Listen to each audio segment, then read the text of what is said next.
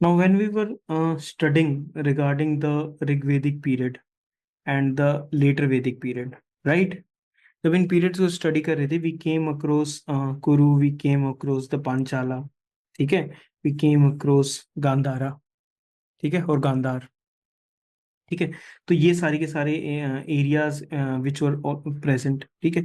उसके अलावा there was Kosal, मल, पृजी, मगध, अंग, काशी, वत्स, सूरसेना, मत्स्य, अवंती, सेदी, अस्माक, ठीक है। So these were the majors as well.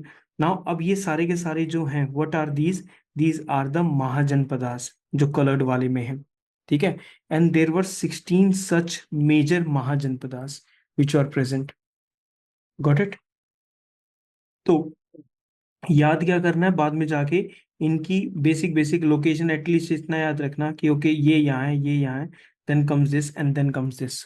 अगर नॉर्थ साउथ ईस्ट वेस्ट तुम्हें कुछ करने के लिए आ भी जाए तो ये sufficient idea which is where. Got my point? ठीक है। बाद में जाके तुम्हें इनकी कैपिटल्स को नॉर्थ टू साउथ ऐसे करना होगा, तो at least remember the mahajanapadas first, ठीक है। बाकी को तुम बाद में भी कर सकते हैं, राइट। अब इसमें से एक, look at the location of Magadh, ठीक है। मगध देख लिया, राजगिरह, राजगिरह तुम्हें पता है किस चीज से रिलेटेड है? 16, ठीक है। तो अब आते हैं, it is the rise of Magadh and the Alexander's invasion, ठीक है। अब इन दोनों को कनेक्ट करने की, देखो हमारी टाइमलाइन में जो अभी तक हम देखते हुए आ रहे थे, दैट वाज बिफोर 10,000 बीसी से we were moving towards the 600 BC. And 600 BC के यहाँ पर आने के बाद we saw the development of Jainism और बुद्धिज्म, इन सब के बारे में हमने देखा, ठीक है। So this was one thing. अब हम आ जाते हैं regarding this. Now, during the beginning of the 6th century BC, there were some large number of independent kingdoms, ठीक है। कुछ के पास मोनार्किकल फॉर्म ऑफ गवर्नमेंट थी, कुछ मोनार्की थे और कुछ रिपब्लिक्स थे, ठीक है। Some were republics, some were monarch थे, fine. And there was concentration of monarchies on the Gangetic plain, the republics were scattered in the foothills of the Himalayas and the north western India. तो अगर हम monarch form of government को अगर देखें, monarchy form of government को अगर देखें, they were in the Gangetic plain area, ठीक है। और जो रिपब्लिक्स थे, they were in the foothills of Himalayas, Shivaliks वगैरह के उस एरिया में थे, and north western India. Republics consisted of only one tribe like the Sakyas, Lichchhavis, Mallas. Republics, the power of the decision in all matters of the state vested with the public assembly. तो monarch में, monarchical form of government में क्या थी कि जो ruler होगा, सारी की सारी पावर उसके अंदर कंसेंट्रेट थी। बट रिपब्लिक इससे थोड़ा सा अलग था। रिपब्लिक में क्या था कि जो पावर ऑफ डिसीजन मेकिंग थी regarding the state, it was with the public assembly, it was with the public assembly, which was composed of the tribal representatives or the head of the different families। तुम्हें पता है ना कि वो जनपद से किस कैसे बने थे वो सारे के सारे। तो अलग अलग ट्राइबल फैमिलीज के हेड मिलके एक पर्टिकुलर डिसीजन लेते थे, that was kind of a public assembly. All decisions were by a majority vote. Now keep this particular word in your mind, इस वर्ड को याद रखना, it was by a majority vote. Got it? The Buddhist literature Anguttara Nikaya gives a list of the 16 great kingdoms called the 16 Mahajanpadas। अब ना एक बात याद रखना, डिफरेंट डिफरेंट लिटरेचर के अकॉर्डिंग, ठीक है, महाजनपदास का नंबर भी चेंज हो जाता है, ठीक है। बट जो मोस्ट सबसे जनरल माना जाता है, that is that there were 16 Mahajanapadas, ठीक है, according to the Buddhist literature Anguttara Nikaya. कौन कौन से थे? एक बार इस मैप को एक बार दोबारा देखना, just look at this map और इसके एक बार अपने दिमाग में एक बार पिक्चर सेटअप करो, just keep on looking at.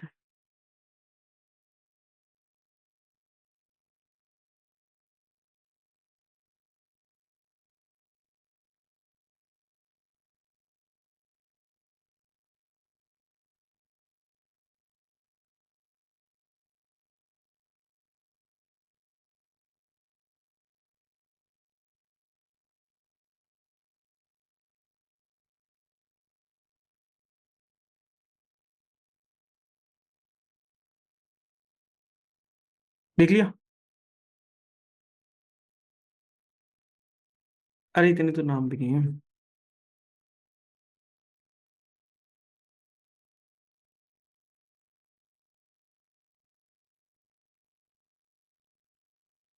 अरे सबके लिए कंफ्यूजिंग है भाई, सबके लिए कंफ्यूजिंग है। And this is when we are not dealing with the south Indian temples और द प्लेसेस और द नेम्स, उनके ऑथर्स, उनके साथ अभी तो डील भी नहीं कर रहे ना, बहुत हैवी पड़ जाता। बट क्या है ना, मतलब I I have to come to peace with one particular thing regarding these names. जो जैसा लिख रखा है ना उसको वैसे ही आराम से ना तोड़ तोड़ के उसको बोलो। मे बी तुम्हारी प्रोनाउंसिएशन उसको ऐसा करते समय ना ब्रेक डाउन हो जाएगी, ठीक है, बट दिमाग में ना एक सुकून रहता है कि किसी ने सिखाया नहीं है। ठीक है, आराम से बैठ के अपना चुपचाप याद करें और कुछ भी नहीं। ठीक है, सो डू दैट अगर चाहो तो। ओके, अब आ जाए इधर। अंग, रिमेंबर इट वेरी टूज। ना ना नहीं लग रहा। अंग, ईस्टर्न ऑफ बिहार। मगध का अंग था। ठीक है, मगध। काशी, काशी बनारस। बनारस। उसके थोड़ा सा लेफ्ट हैंड साइड पे थे। कौशल, ऊपर की तरफ थोड़ा सा। हाँ। ठीक है, वजी,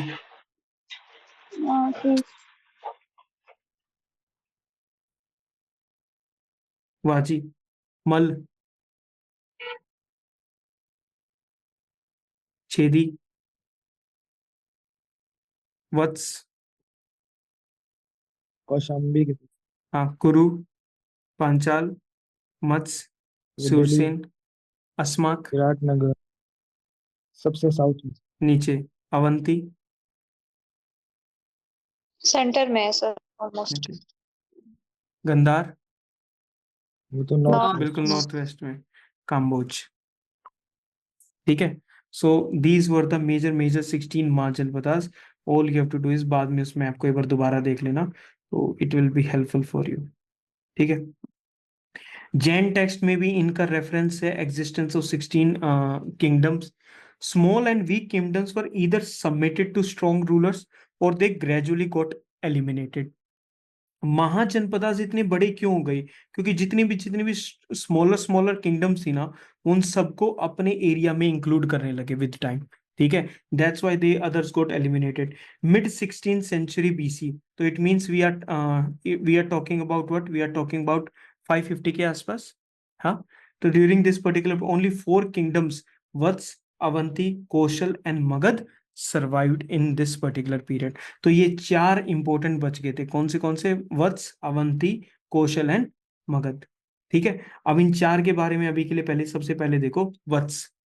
now try to learn the information. ठीक है, try to learn, I don't want you to, but we don't have any choice.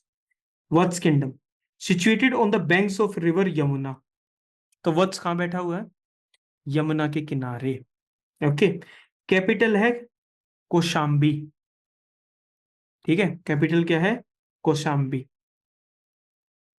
Okay, next is popular ruler was Udayan. Popular ruler was Udayan. He strengthened his position by entering into matrimonial alliances with Avanti, शादी वगैरह करके वो हो गया था। वत्स was annexed to the Avanti kingdom. Finally वत्स को किसने वो करा था? It was annexed by the Avanti kingdom. बहुत ही रैंडम सी कम सी इंफॉर्मेशन दे रखी है, तो उतना भी परेशान होने की जरूरत नहीं है। Vatsa, banks of Yamuna river. ठीक है, कैपिटल कौन सी थी? कौशाम्बी। ठीक है, Udayan was a important ruler and it was annexed by Avanti. Avanti. ठीक है, अब अवंती पे याद हो जिसने नेक्स्ट करी थी। कैपिटल क्या है? उज्जैन। कैपिटल क्या है? उज्जैन। उज्जैन। ठीक है, इंपॉर्टेंट किंग प्रद्योत। ठीक है, प्रद्योत इसका इंपॉर्टेंट किंग हो गया। इसका क्या था?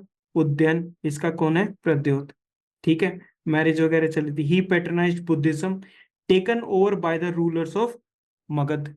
ठीक है, तो we have first Avanti taken by first Vatsa taken by Avanti, Avanti taken by later by Magadh. ठीक है, देन वी हैव कौशल। ठीक है, कैपिटल अयोध्या। ठीक है, Ayodhya was the capital of Kaushal. King Prasannajit, ठीक है, हाईली एजुकेटेड, फाइन, ठीक है, करते रहो। Dispute with Ajatashatru. Prasenjit married the daughter of Bimbisara, तो Prasenjit married the daughter of Bimbisara, ठीक है, he was related with Magadh. Kosala became part of the finally Magadh. तो जितनी भी थी सारी की सारी, there was ultimate rise of which particular Mahajanapada, it was the rise of Magadh, finally जो आया था। हाँ, दो थी, उस तरफ नहीं जाएंगे हम, ठीक है, फाइन। तो आई होप थोड़ा सा इसमें इन तीनों में एक बार इसको वैसे ही देख लो, जस्ट हैव अ कैपिटल्स को देख लो, एक तो सबसे इंपॉर्टेंट है, और उसके रूलर्स को देख लो।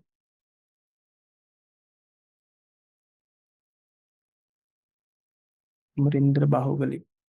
हम्म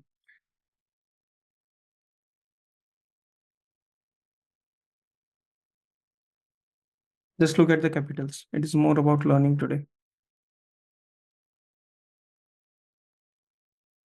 सोने से पहले रिवाइज कर लोगे ना, तो mind will be able to like organise the information when you sleep, ठीक है। मगध पे आ जाते हैं।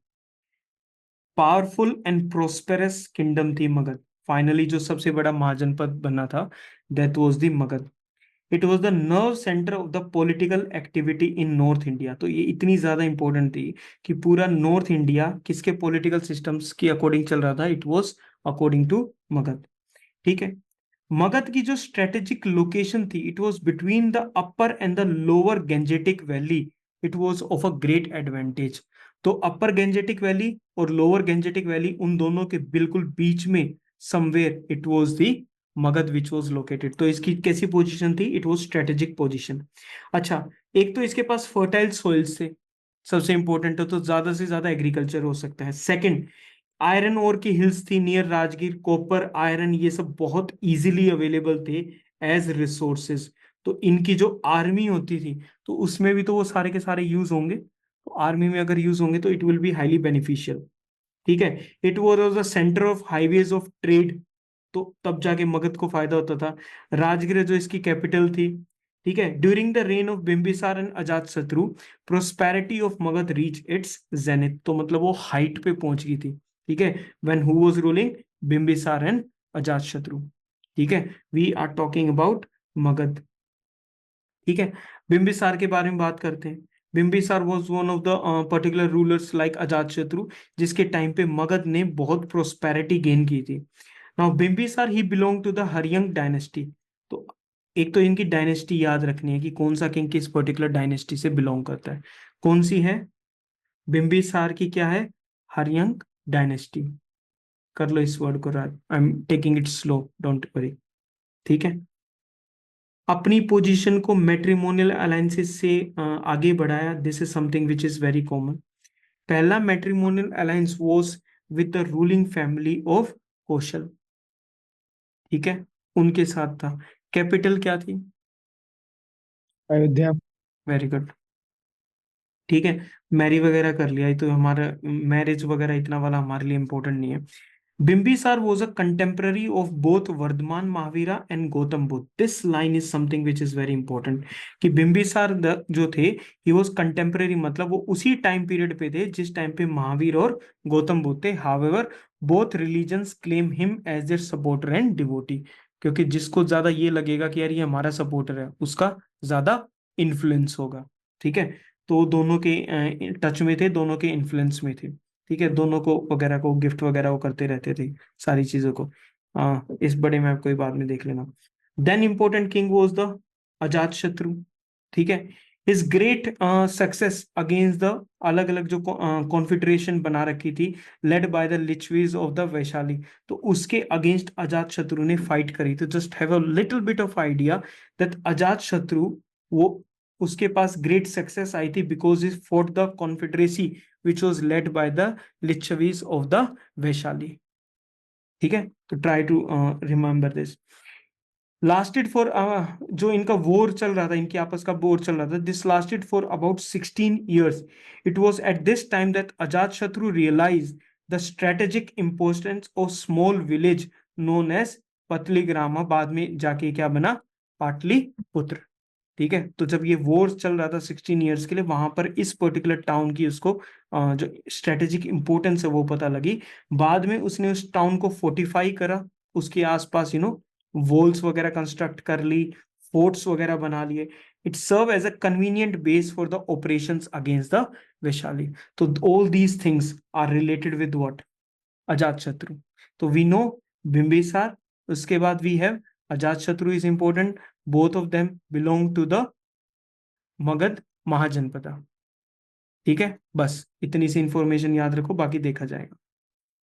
ओके, अगेन जैसे बिंबिसार को दोनों के दोनों क्लेम करते हैं, Buddhist and Jainist both claim that Ajatashatru was their follower of their particular religion. ठीक है, बट इन जनरली अगर देखा जाए, beginning he was a follower of Jainism and धीरे धीरे धीरे धीरे he started embracing what? Buddhism. तो स्टार्टिंग में it was Jainism, then it was Buddhism. He is said to have met Gautam Buddha. ठीक है, वो अलग अलग स्कल्पचर्स में तीन वो थे ना, तीन वो थे, कौन कौन से थे स्तूपास जो एरियाज में थे, कहाँ कहाँ थे? सांची, भरूच, सांची गया, और गया। गया। I remember. Okay. According to Mahavamsa, he constructed several chaityas and the viharas. Who? Ajatashatru constructed several chaityas and viharas.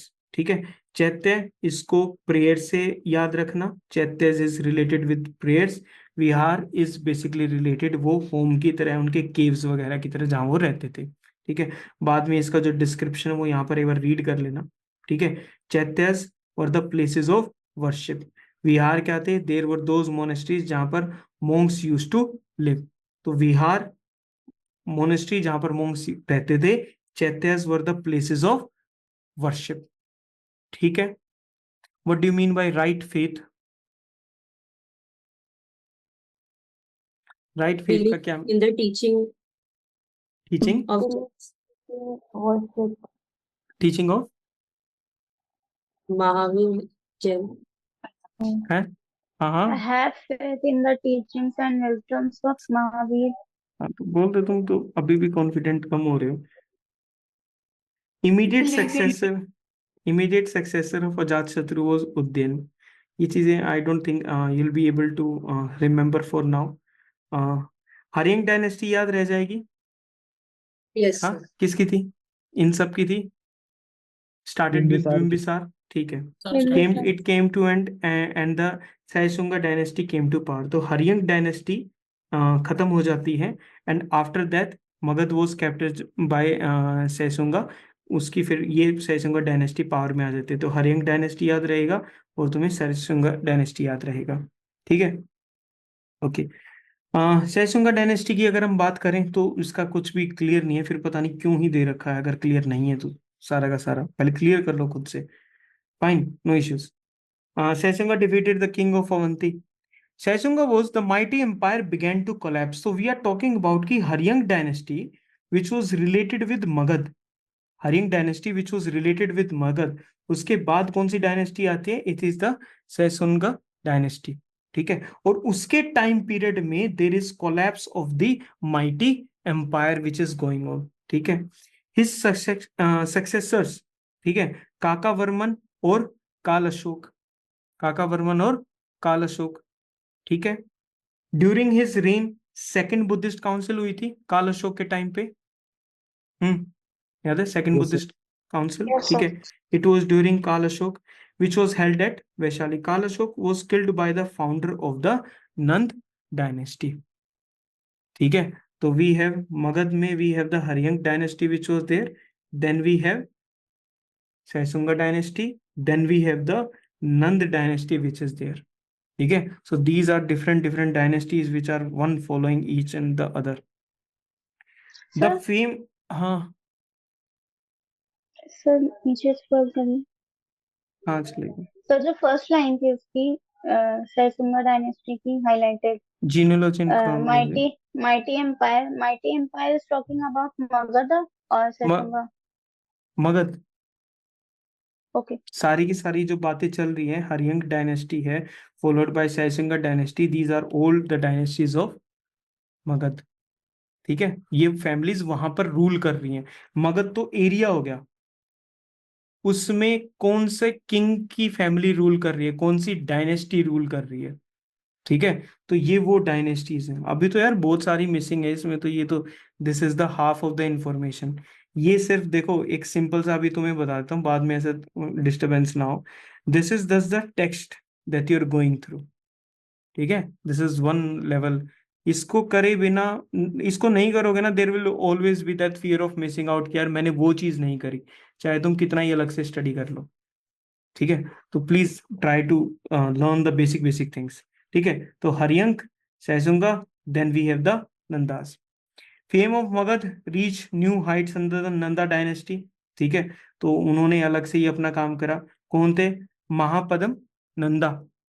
ठीक है, he was a powerful ruler of the Nanda dynasty. He uprooted the Kshatriya dynasties in north India and assumed the title of Ekarat. So अगर तुमने title याद हो कि titles क्यों लेते थे जो एम्परर्स होते थे, why they used to take this title to showcase their power. Power and ठीक है, status. हाँ। Puranas speak of the extinguish, जो पुराण दे रखे हैं उसमें महापद्म नंदा के बारे में, उनकी कॉन्क्वेस्ट के बारे में दे रखा है। हाथी गुम्पा इंस्क्रिप्शन है, ठीक है, of Kharavela of Kalinga refers to the conquest of Kalinga by the Nandas. तो ये एक इंपॉर्टेंट एज अ फैक्ट ही याद रख लो कि हाथी गुम्पा इंस्क्रिप्शन है, हाथी गुम्पा इंस्क्रिप्शन है।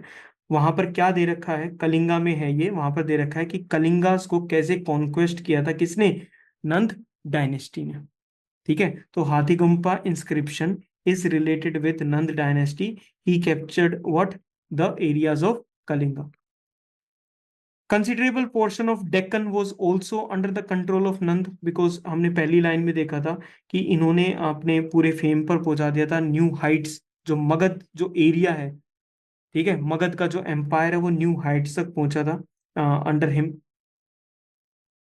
Okay, according to the Buddhist tradition, Mahapadam Nanda ruled for about 10 years and he was succeeded by his 8 sons who ruled successfully. The last ruler, he was the Dhananand. ठीक है, अब देखो तुमको एक story से थोड़ी सी connect होगी, वो क्या होगी? सबसे पहले जन थे। जन क्या था? देवर ट्राइब्स। यस, धीरे धीरे ट्राइब्स का एरिया इंक्रीज होता है और ये किस में कन्वर्ट हो गए?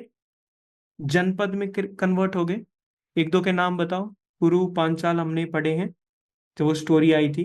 ठीक है, okay. Now these janapada after getting more and more area they got converted into mahajanapada. Clear हो गया यहां तक? कितने महाजनपद है?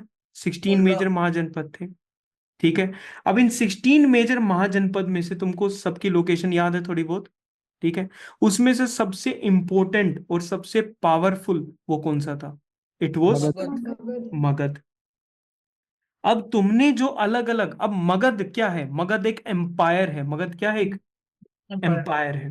ठीक है, अब उस एम्पायर के अंदर अलग अलग कौन रूल करेगा? डायनेस्टीज रूल करेंगे।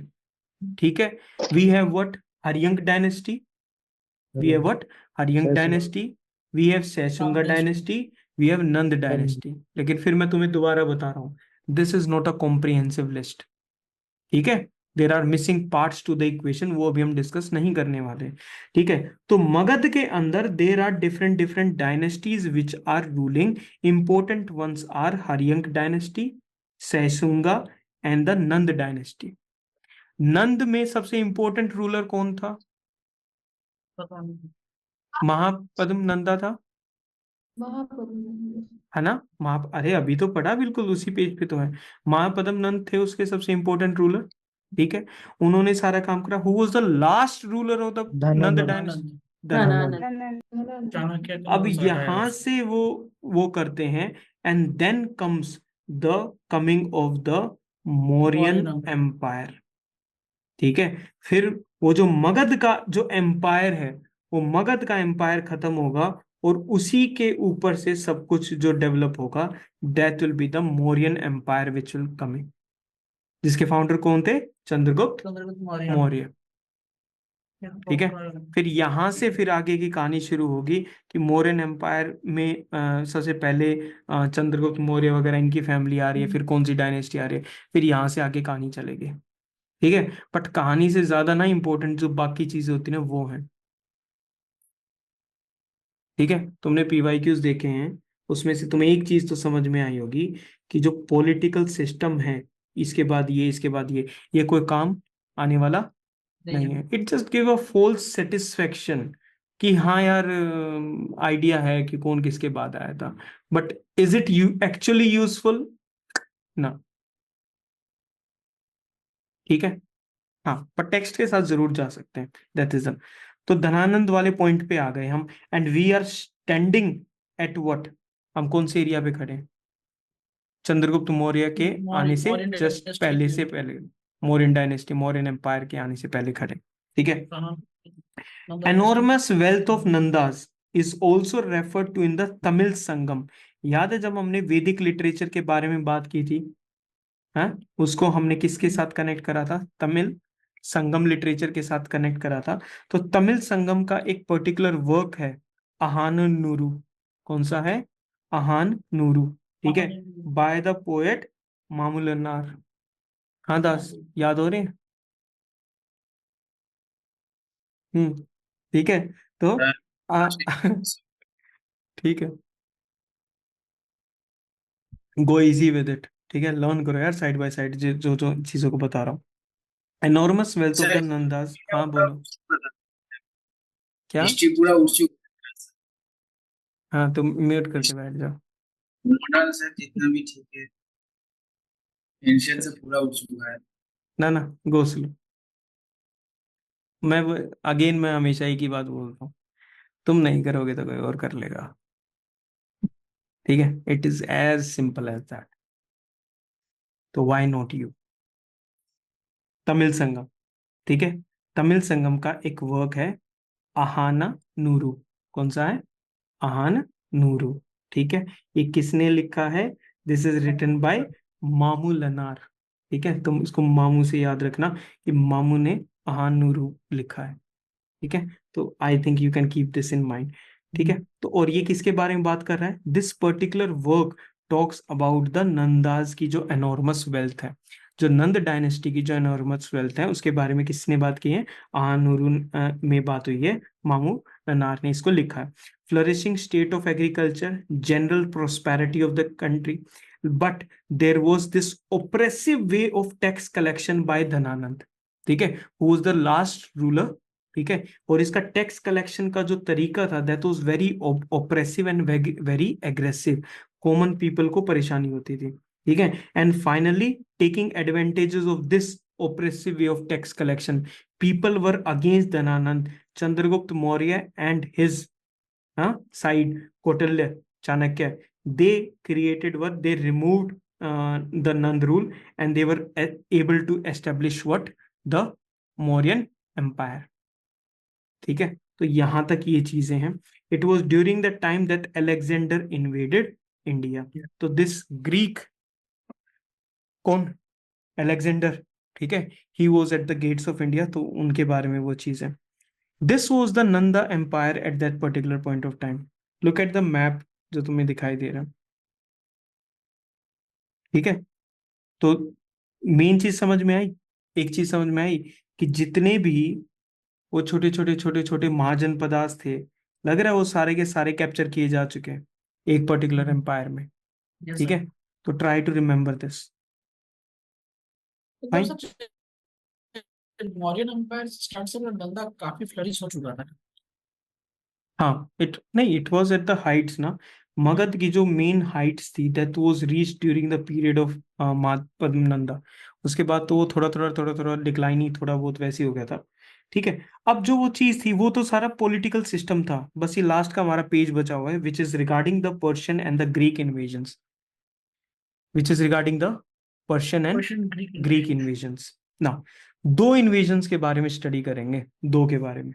Number one is Persian invasions, and second one is related with Alexander, who was the Greek invader। दो हो गए, पर्शियन और ग्रीक। ठीक है, ओके। पर्शियन इन्वेजन की जब बात करते हैं तो first remember these three names: Cyrus, Darius and jerseys. कौन कौन से? Cyrus, Darius one and jerseys. These were the Persian invaders. कौन थे ये?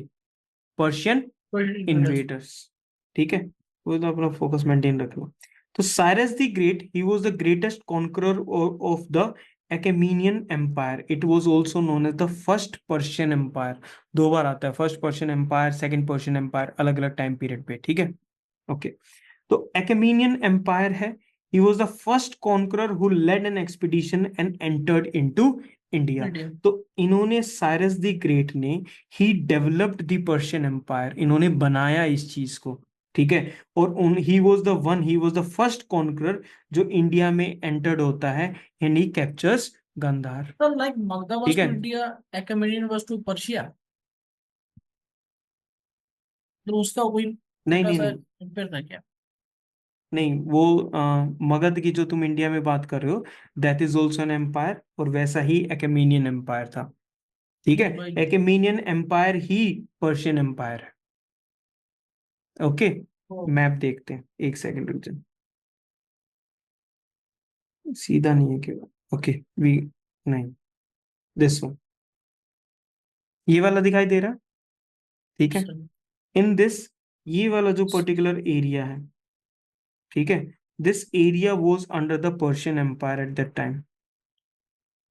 ठीक है, ये area was the under the Persian empire. धीरे धीरे वो इंक्रीज होता रहता था विद टाइम, कभी कितना था, कभी कितना था, कभी कितना था। तो this was the area of the Persian empire. और बाद में जाके जो अलेक्जेंडर द ग्रेट का जो बनेगा, see here you will see, ठीक है, यहाँ पर एड्रियाटिक सी है, यहाँ पर एगन सी है, दो सी हैं, नीचे पूरा मेडिटेरेनियन सी है, एड्रियाटिक सी, एगन सी। यहाँ पर है मैसिडोनिया जो आज की डेट में, ठीक है, यहाँ पे मैसिडोन। इधर ही इधर अब ये मैसिडोनिया से, now this is the area of Greeks, यहां से वो डेवलप होता है एंड धीरे धीरे अलेक्जेंडर द ग्रेट का पूरा एम्पायर बनता है सारा का सारा। ठीक है, तो ये चीज दोनों को थोड़ा सा याद रखना। See this is the empire of Alexander the great. ठीक है, up to the during the Nanda dynasty, Alexander the great का यहां तक एम्पायर आया हुआ था। ठीक है, तो during the Dhanananda, Alexander was at the gates of India. ठीक है, बिल्कुल नॉर्थ वेस्ट वाले एरिया में। चलो सिंप्लीफाई करते हैं, don't don't make it complex for now. Persian invasion में साइरस, डेरियस एंड जर्सीस। ठीक है, ये फर्स्ट वन था, फर्स्ट पर्शियन एम्पायर था। Darius, he was the grandson of Cyrus. ठीक है, he was the grandson of Cyrus. He conquered the Indus valley in 518 BC, annexed Punjab and the areas of Sindh. Do you remember the areas of Sindh? ठीक है, okay. फिर क्या करते हैं, जैसे ही ये जो पर्शियन एम्परर्स इंडिया में आके या किसी भी एरिया में आते थे ना, और जब वो उस एरिया को एनेक्स कर लेते थे, उसके बाद वो उसको अपना एक प्रोविंस बनाकर वहां पर किसी को एस्टेब्लिश कर कर ये खुद वापस चले जाते थे। ठीक है, नाउ दिस पर्टिकुलर एरिया जो ये प्रोविंस है, पर्शियन में इसको सेट्रैप बोलते हैं। क्या बोलते हैं इसको? Satrap, satrap of the empire. हमारे यहाँ क्या बोलते हैं इसको? It is known as a province. ठीक है, तो satraps, province. It is the most fertile and populous province of the Achaemenian Empire.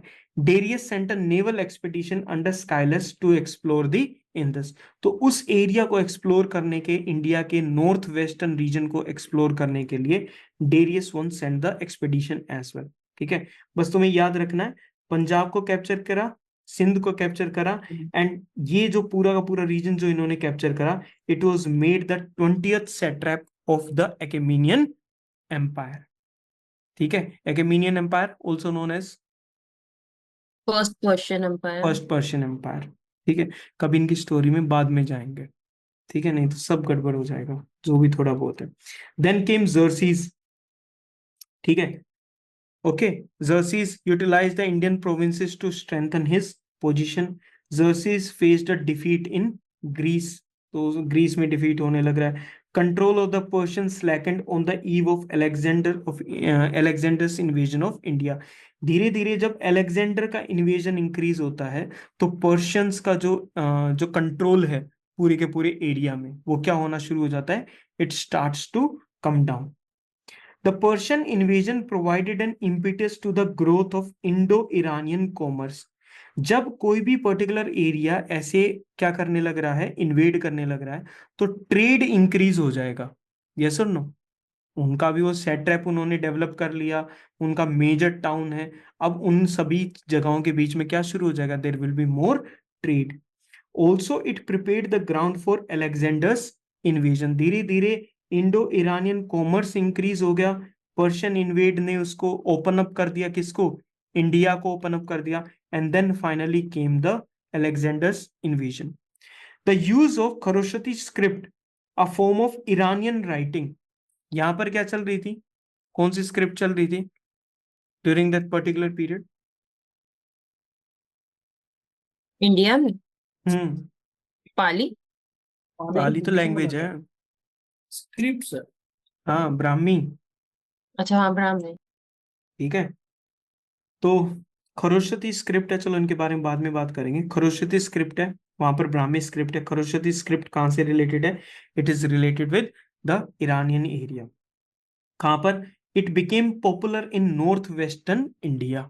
तो ईरान पर्शियन वाले एरिया में खरोशती स्क्रिप्ट का यूज होता था। अब जब इन्वेजन हुआ तो ये खरोशती स्क्रिप्ट भी इंडिया के नॉर्थ वेस्ट इंडिया में आ गई, नॉर्थ वेस्टर्न पार्ट्स में आ गई। ठीक है, इसलिए एक लाइन का याद रखना, this line is the most important part. ठीक है, अशोका, ठीक है, मौर्यन एम्पायर, अशोका। अशोका ने अलग अलग जगहों पर एडिक्ट्स बनाए थे। कहीं पर पिलर एडिक्ट्स थे, पिलर्स है, उन पे कुछ कुछ लिखा गया है। ठीक है, कहीं पर पाली लैंग्वेज में लिख रखा है, प्राकृत का यूज हो रहा है। कहीं पर नॉर्थ वेस्ट इंडिया में जो अशोका के एडिक्ट्स थे ना, उस पर खरोशती स्क्रिप्ट का यूज किया गया था। Please remember this. North west India में क्यों, क्योंकि वहां पर क्यों खरोशती स्क्रिप्ट थी? क्योंकि वहां पर पर्शिया का इन्फ्लुएंस था, पर्शियन Invasion. इन्फ्लुएंस था वहाँ। है ना, इस वजह से। Influence of the Persian art on the Mauryas, particularly the monolithic pillars of Ashoka and the sculptures found on them। तो जितनी भी चीजें वो नॉर्थ वेस्ट इंडिया में थी, they all had the influence of what? Persian art and literature। ठीक है, रहेंगी कुछ चीजें याद इसमें से। Okay, in short Iranian connection with India proved more fruitful than the short-lived Indo-Macedonian contact। ठीक है, पर्शियन का जो इंडिया के साथ जो कांटेक्ट था, दैट वाज अ लॉन्ग, वो ज्यादा फ्रूटफुल था। मैसिडोनिया से कौन? अलेक्जेंडर। थोड़े समय के लिए आया, अटैक हुआ, वापस चला गया, खत्म हो गया। कुछ ज्यादा एस्टेब्लिश नहीं हो पाया इन फॉर्म ऑफ कल्चर के रिगार्डिंग। ठीक है, अलेक्जेंडर इन्वेजन ऑफ इंडिया, ये बिल्कुल ये लास्ट दो पैराग्राफ बच गए। ठीक है, सबसे पहले तो इस डेट को याद करो, 327 to 325। ठीक है, और इस डेट को ना फिर उसके बाद क्या करोगे, इसको एक माइलस्टोन डिक्लेयर कर दो। देखो 1857 एक माइलस्टोन है ना, यस और नो? 1857 एक माइलस्टोन है, राइट? वैसे ही तुम 327 325 इसको एक माइलस्टोन बना के रखो। It was the time period of Alexander invasion of India. ठीक है, okay. Alexander 2 centuries after the दो सौ पर्शियन इन्वेजन को हुए 2 साल हो चुके थे आफ्टर दैट। ठीक है, क्योंकि देखो इनका टाइम पीरियड देखो, 500 बीसी, 600 बीसी के आसपास, और ये वाला कौन सा है, 300 बीसी के। हो गए ना, 100-200 साल हो गए इस चीज में। ठीक है, उसके बाद there is this, after the Persian invasion there is this Alexander's invasion. Alexander from Macedonia, वहां से वो इंडिया को इन्वेड करता है।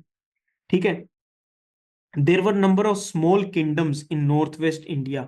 ठीक है, कौन कौन थे? Ambhi of Taxila, the rulers of Abhisara, and Porus who ruled the region between the rivers of Jhelum and Chenab.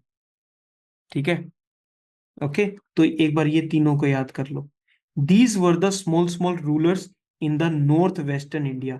तो तुम कुछ इमेजिन कर पा रहे हो, एक तरफ अलेक्जेंडर है फ्रॉम मैसिडोनिया, ठीक है, दूसरी तरफ इंडिया का जो नॉर्थ वेस्टर्न का एरिया है उसमें पहले से ही पर्शियन इन्वेजन हो चुका था। There are small small kingdoms जो यहाँ पर अवेलेबल थी, कौन कौन सी थी? अम्बी था ऑफ तक्षशिला, अभिशरा का एरिया था, and Porus was there. Now इन तीनों में Porus is the important person, ठीक है। एंड पोरस किस एरिया में रूल करता था? Between the rivers of Jhelum and Chenab, है ना, इंदस, झेलम, चेनाब। तो झेलम और चेनाब के बीच में जो एरिया था वहां कौन रूल करता था? पोरस। Got it? ठीक है, okay. There were many Republican states like Naisa, तो अलग अलग रिपब्लिकन स्टेट्स भी उस एरिया में लोकेटेड थे।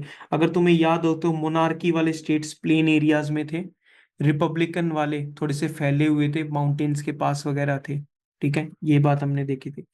अच्छा, जब हम ग्रीक लिटरेचर की बात करते हैं सर तो ये जो ग्रीक लिटरेचर में, सुनो तो सही, ग्रीक लिटरेचर में जो झेलम रिवर है दैट इज नोन एज हेडेपस। क्या बोलते हैं उसको? हेडेपस, Oedipus, ठीक है। और जो चेनाब रिवर है दैट इज एसेनाइट्स, ठीक है, दैट इज एसाइंस, वट एवर ये यू जो कैन। हाँ बोलो। ये जो एरिया सर है झेलम चेनाब के जो पोरस है, तो Porus basically sir present day India में रूल करता था, ये पाकिस्तान का एरिया में ये करता था सर? अरे तुम बताओ ये एरिया कहाँ पर है? झेलम और चेनाब का पाकिस्तान में नहीं है, कहाँ है? ये अपना भी है उसका भी है सर। हाँ तो बस। अच्छा, ये नाम देख के नहीं लग रहा था इंडिया का मैसेज में, कौन? ये पोरस। अरे उसके नाम से क्या करना है, ये What do you- सिर्फ बात है। ठीक है। तो Porus ruled the areas of Jhelum and Chenab, and Greek literature के अकॉर्डिंग झेलम और चेनाब के डिफरेंट डिफरेंट नेम्स थे, ठीक है। तो ये एक, इसको एज अ फैक्ट याद कर लेना। नाउ इन्वेजन हुआ। Alexander ascended the throne of Macedonia after the death of his father Philip in 334 BC. कहाँ की बात चल रही है? कहाँ की बात चल रही है भाई? मैसेडोनिया। मैसिडोनिया की बात चल रही है। मैसिडोनिया। मैसिडोनिया में फिलिप की डेथ हो जाती है, और उसके फिलिप के बाद कौन आता है? Alexander. He Alexander. Conquered the whole of Persia by defeating Darius third in the battle of Arbela in 330 BC. तो जो पर्शिया का पूरा एम्पायर था, उसमें डेरियस थर्ड था, ठीक है। उसको डिफीट किसने करा? अलेक्जेंडर ने करा। कौन से बैटल में? The battle of Arbela in 330 BC, ठीक है। तो क्या पर्शियन इन्फ्लुएंस कम हो जाएगा अब? पर्शिया का इन्फ्लुएंस कम हो जाएगा ना, ये सर वो हार ग्रीक चुका है, ठीक इन्फ्लुएंस है। में। ठीक है, पर्शिया का इन्फ्लुएंस कम हो गया और ग्रीक्स का इन्फ्लुएंस इंक्रीज हो गया। Okay, this is the next thing. He further conquest eastward and wanted to recover the lost Persian satraps of India. याद है, सिंध पंजाब वाला एरिया था, पर्शिया ने उसको अपना सैट्रैप्स बना लिया था। सैट्रैप्स क्या थे? सैट्रैप्स प्रोविंसेस प्रोविंसेस। थे, ठीक है। अब अलेक्जेंडर क्या चाहता है कि भाई जब उन्होंने कैप्चर कर ही लिया है, मैं अब उन सैट्रैप्स को क्या कर लेता हूं? अपना डिक्लेयर कर लेता हूं। धीरे धीरे इन्फ्लुएंस खत्म होता है, ठीक है। Writings of the Greek authors like Herodotus, ठीक है, about the fabulous wealth of India attracted what? Alexander, ठीक है।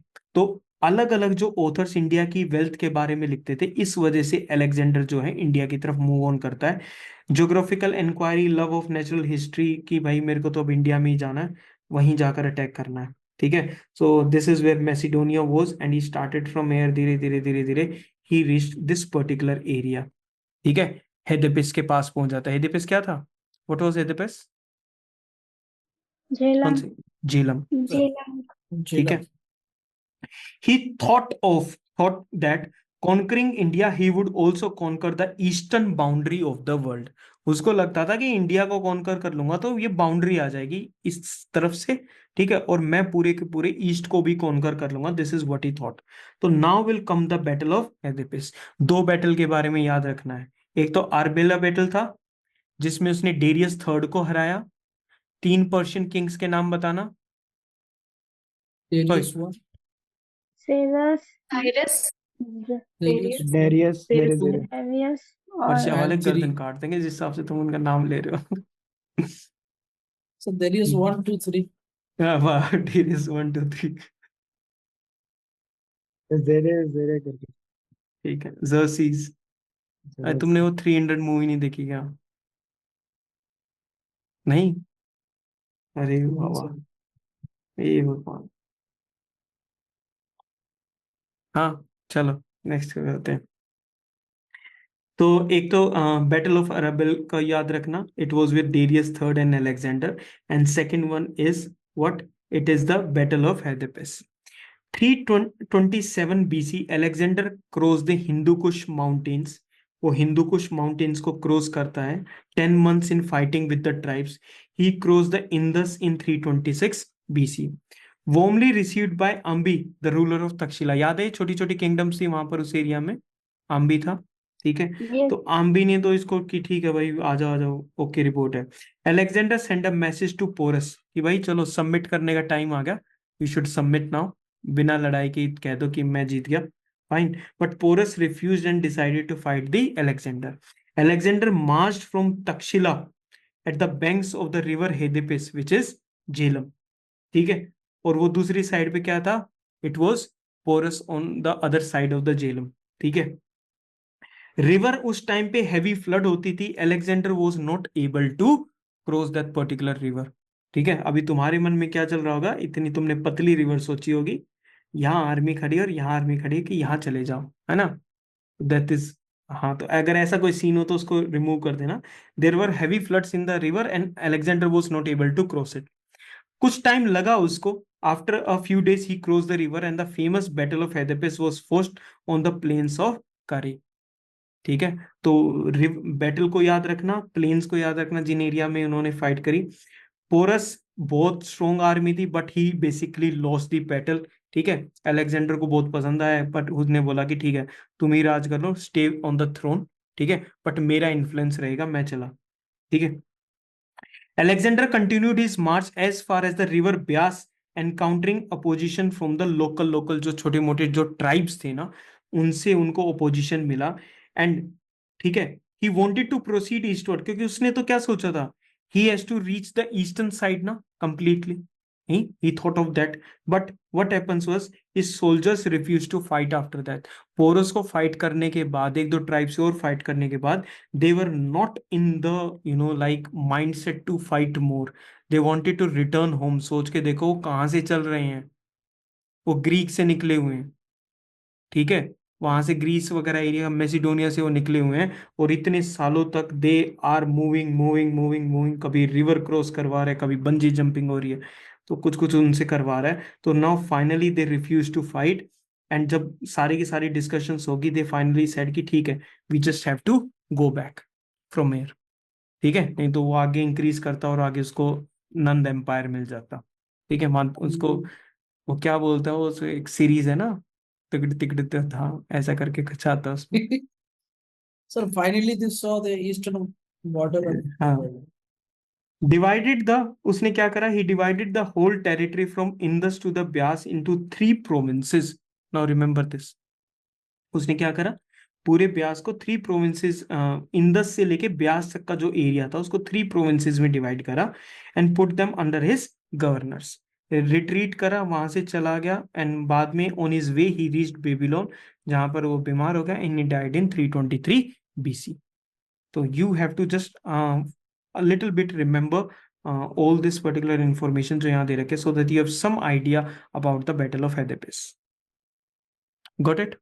अब हम कहाँ पर है, इंडिया में कौन है, who is in India, Nanda empire, नहीं अलेक्जेंडर तो चला गया ना, नंद एम्पायर है, ठीक है।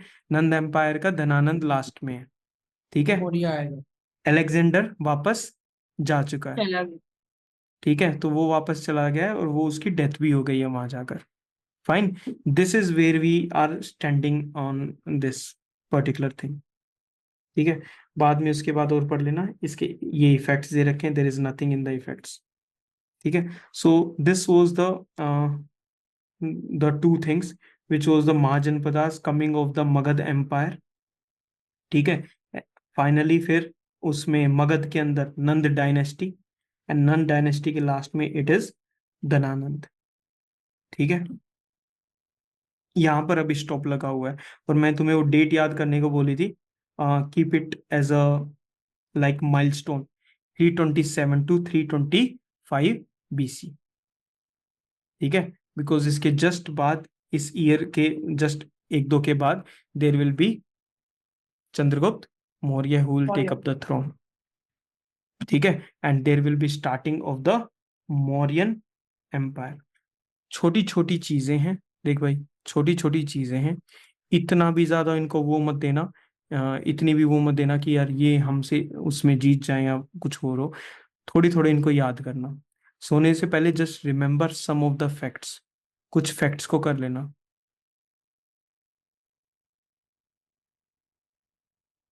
ठीक है, एंड बिफोर स्लीपिंग लर्न